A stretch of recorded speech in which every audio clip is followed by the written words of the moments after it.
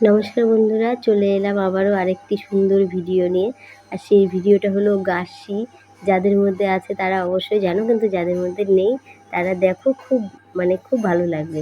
তো দেখো, সেই ভোর 3টের সময় উঠে সবাই মানে মানে আমরা যারা আছি সবাই মিলে এক জায়গায় প্রদীপ জ্বালিয়েছি।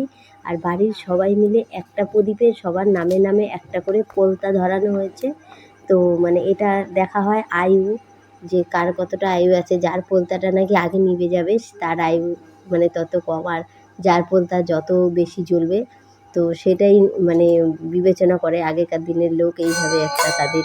তার মধ্যে দেখো, নাম কীর্তনও যেহেতু শুরু হয়ে গেছে কিছুদিন পরে, তো সেটাই আর কি প্রতিদিন ভোরবেলা সবাই যাওয়া আসা করে। তো আজকে থেকে সেটা শুরু হলো। আর এইদিকে দেখো, সেটারই আরেকটা নিয়ম রয়েছে। কুলো একটা লাঠি দিয়ে রাখতে হয় আর 3টে প্রদীপ ধরাতে হয়।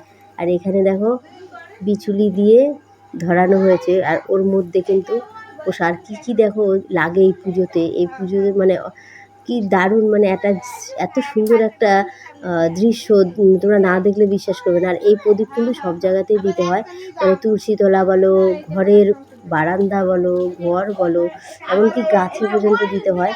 এটাকে গাছি বলে, জাগে। এটা জাগানো তুমি জেগে থাকছো, সুস্থ থাকছো, ভালো থাকছো, সেটার একটা নির্ধারিত। আর ফল হিসেবে ব্যবহৃত করা হয়েছে দেখো, ছোলা আর কাঁচা তেঁতুল। আর এই কাঁচা তেঁতুলটা দেওয়া হবে এই যে পাটকাঠি দিয়ে বিচুলিটা ধরানো হচ্ছে, তো সেটার মধ্যেই দেখো কাঁচা তেঁতুলটা দেওয়া হবে। আর সকালবেলা উঠে এই তেঁতুল আর এই ছোলা খেতে হবে। তো চলো, আর এদিকে দেখো আবার পিসিরাও শুরু করে দিয়েছে আমাদের মতো রেডি করা। আর সেখানে কিন্তু অনেক কিছু দিতে হয়। তুমি চালের ড্রাম, মুড়ির ড্রাম, আটার ড্রাম, বই, এই সমস্ত কিছু কিন্তু সেখানে দিতে হবে। তো চলো, ভিডিওটা ভালো লাগলে অবশ্যই লাইক করে চ্যানেলটা সাবস্ক্রাইব। আর দেখো, কলার ডাগগার মধ্যে কাজল পাড়া হয়েছে, এটা চোখে পড়তে হয়।